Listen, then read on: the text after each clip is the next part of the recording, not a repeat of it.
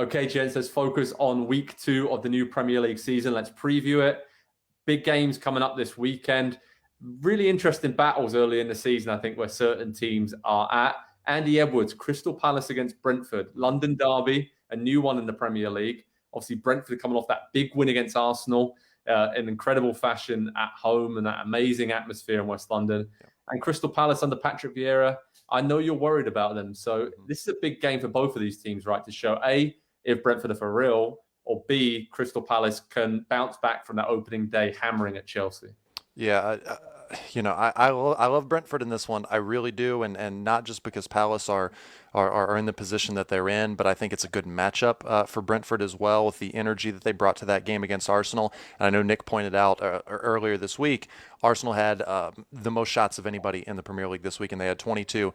They had 3 from inside of 15 yards, though. And so what that says is that's a lot of shots from 25 and 30 yards out. And so the press for Brentford is high up the field, and they win the ball back in really good areas. And if they don't win it, then they retreat back, and they're very, very solid defensively. I don't think they probably have more than one, maybe like truly Premier League caliber defender. But when you have an entire squad of players that defend as a unit, you can cover up some of the individual shortcomings that you have in your squad. And I think that's really the mentality at Brentford, and they work together in that way. And so I will find it very, very difficult for Palace for the second game in a row to have any scoring chances. And I worry even more about them at the other end of the field when Brentford start to go direct the way that they did against Arsenal. Obviously, the Arsenal defenders, especially with Ben White, it being his first game at the club, wasn't really prepared for the battle that he was due with Ivan Toney in that game. And Toney, he didn't get a goal. He didn't get an assist. He didn't really have what you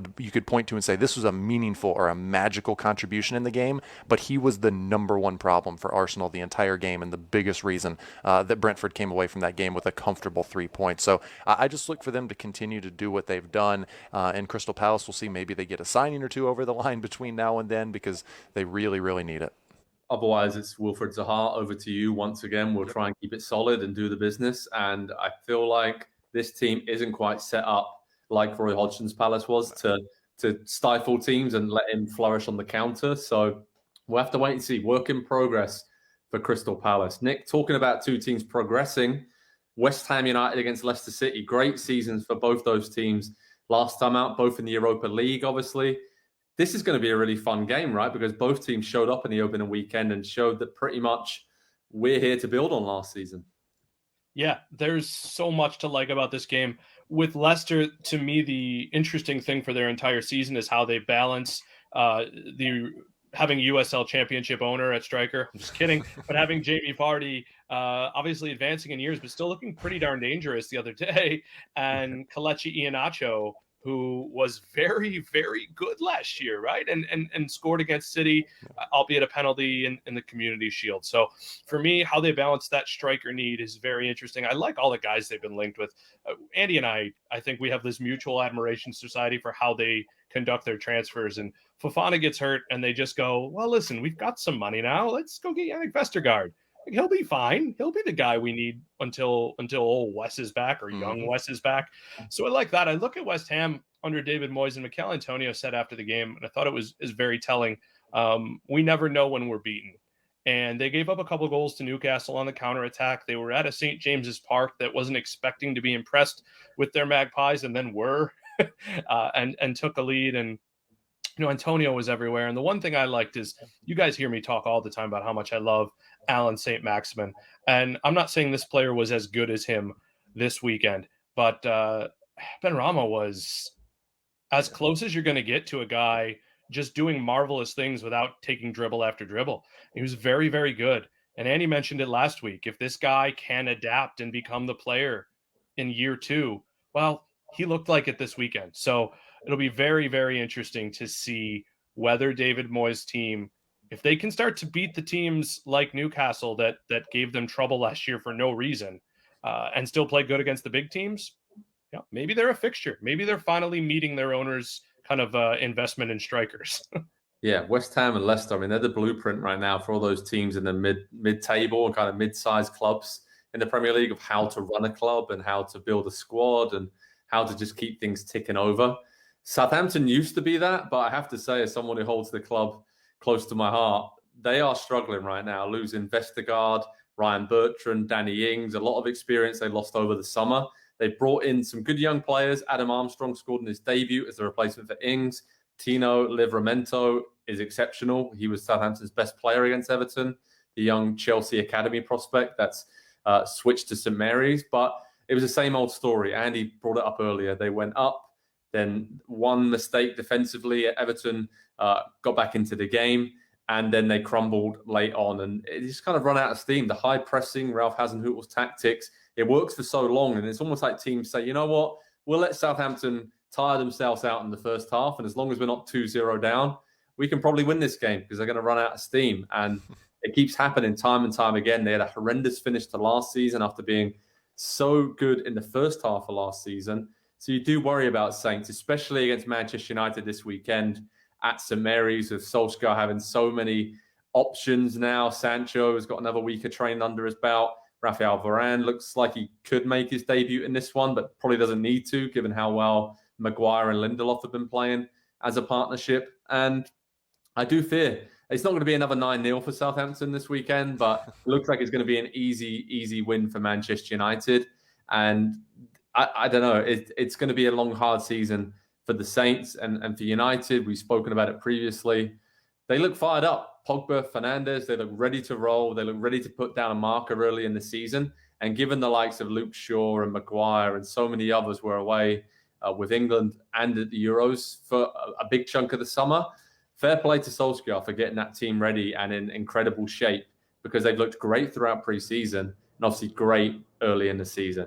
There's no doubt what the big game is of this weekend, gents. Arsenal against Chelsea, massive London derby at the Emirates Stadium. Andy Edwards, what are you looking at heading into this game? Because one team started very well this season and the other has not started very well. Midfield carnage favoring Chelsea in this one. You know, I think it was you, Joe, that mentioned earlier this week, Arsenal's midfield, a big problematic area. Chelsea's midfield, not problematic at all.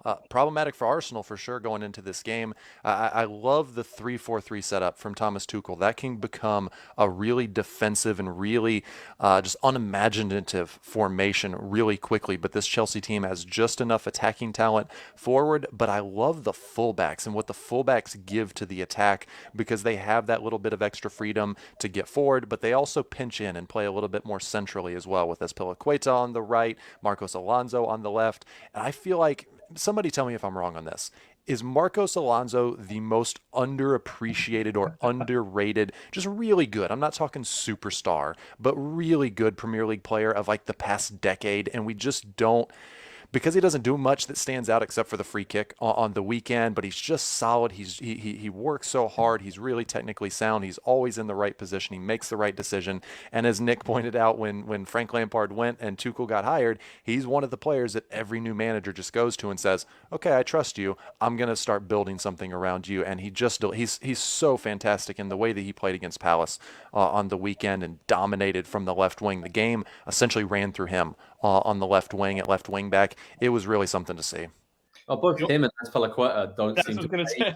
They haven't aged at all. They're like the same guys they were 10 years ago. And the backups for them aren't bad either. Reece James and obviously Ben Chilwell. So Chelsea are incredibly strong depth-wise. I mean, N'Golo Kante didn't even play at the weekend. There's Jorginho and Kovacic and Pulisic, Timo Werner. Lukaku could make his debut for Chelsea, which Havertz is around. Ziyech is out injured. I mean, Mason Mount, didn't even mention him there. So many attacking weapons. Nick, what are you looking forward to most in this game? Is it going to be that midfield battle, or do you think, Lukaku against some of the Arsenal defenders there, no matter how long he does play, he's surely going to tear them to shreds?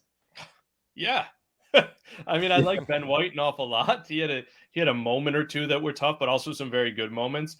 I just look at Chelsea right now and kind of the spirit they've shown. They just kind of feel like the team that has everything going for them. Right, go back to the UEFA Super Cup and Kepa coming in and the way that the guys kind of rallied around him when he made those saves, and it's like nothing's going wrong for them. They're getting a ransom for Tammy Abraham and the opportunity to buy him back for something they pay all the time, unfortunately, at 80 million. it's very difficult when Andy says they could run away with the league. If they don't hit a slump, they might. I mean, they might. They have so much, and the buy-in is there right now, and that's perhaps what's most remarkable.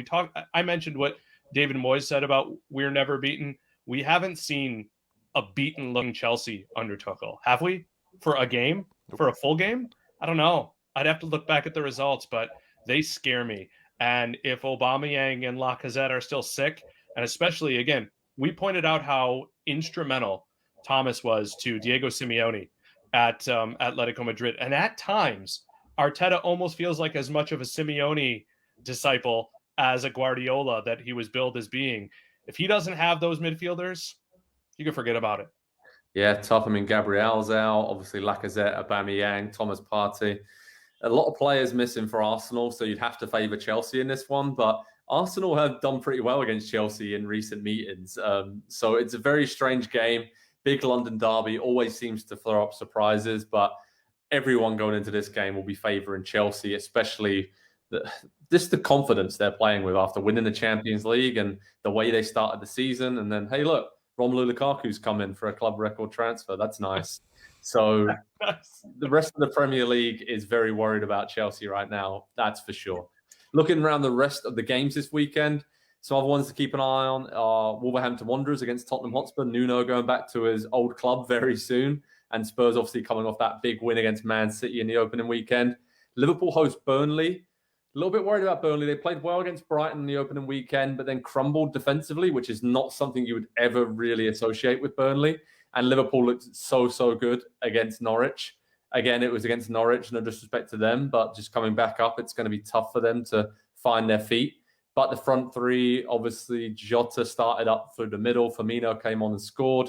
And then Salah and Mane were excellent once again for Liverpool. And Virgil van Dijk is an absolute Rolls Royce as a centre-back and looks so calm on his return to action in the Premier League.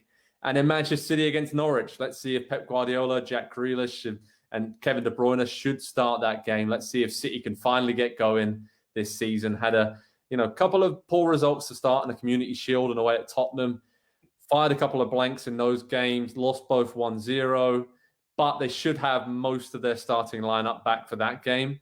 And now we'll finally see if they do need a central striker or if they can just win it all once again with 7 exceptional attacking midfielders rotating week to week. So lots to look forward to in the Premier League this weekend, gents. All left for me to say is thanks for joining me.